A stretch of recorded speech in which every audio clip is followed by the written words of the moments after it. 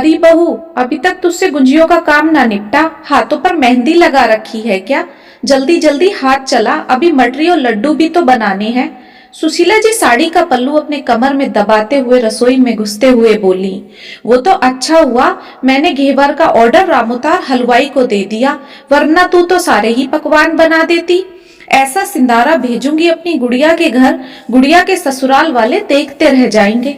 21 जोड़ी कपड़े, फल, मीठा, अपनी गुड़िया को रानी हार, चांदी की पायल और हाँ, उसकी सास को सोने की चीज जरूर दूंगी जो मेरी गुड़िया की उंगलियों पर नाचती फिरे।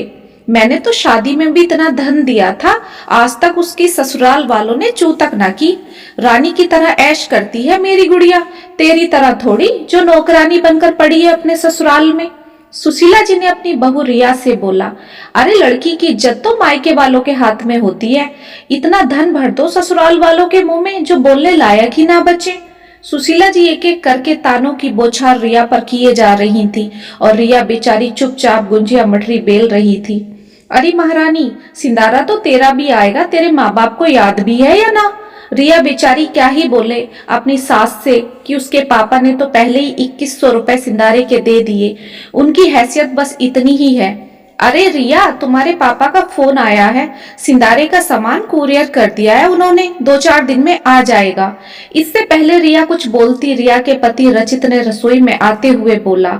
सुशीला जी मुंह फैलाकर अपने बेटे रचित की तरफ देख रही थी। बता दूंगी कैसा सिंदारा आएगा, तू भी देख लिए तेरी ससुराल से। सुशीला जी ने होठों को एक तरफ घुमाते हुए बोला। अगले दिन एक छोटा ट्रक सुशीला जी के घर के दरवाजे के बाहर आकर रुका। मम्मी मम्मी, रिया का सिंदारा आया है, जल्दी बाहर आओ। रचित ने अपनी मम्मी को आवाज लगाई। सुशीला जी दौड़कर दरवाजे के पास पहुंची। इतना फल मीठा कपड़े देखकर सुशीला जी की आंखें फटी की फटी रह गईं। लड्डू मटरी तो कोई गरीब भी अपनी लड़की को दे देता है, कुछ सोने की चीज होती तो मैं मानती भी।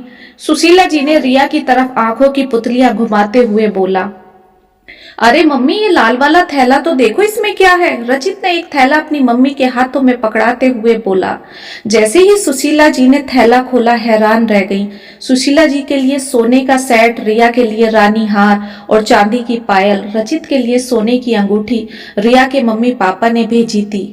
इतना सब कुछ देखकर सुशीला जी की खुशी का ठिकाना नहीं था। बहू, तेरे मम्मी पापा ने तो मौज कर दी, इतना सब कुछ तो मैंने मेरी गुड़िया को भी ना दिया। चल मैं अपना सेट जानकी जीजी को दिखाकर आती हूँ, बोलकर सुशीला जी अपनी पड़ोस की तरफ दौड़ी। रचित, ये सब आपने किया है ना?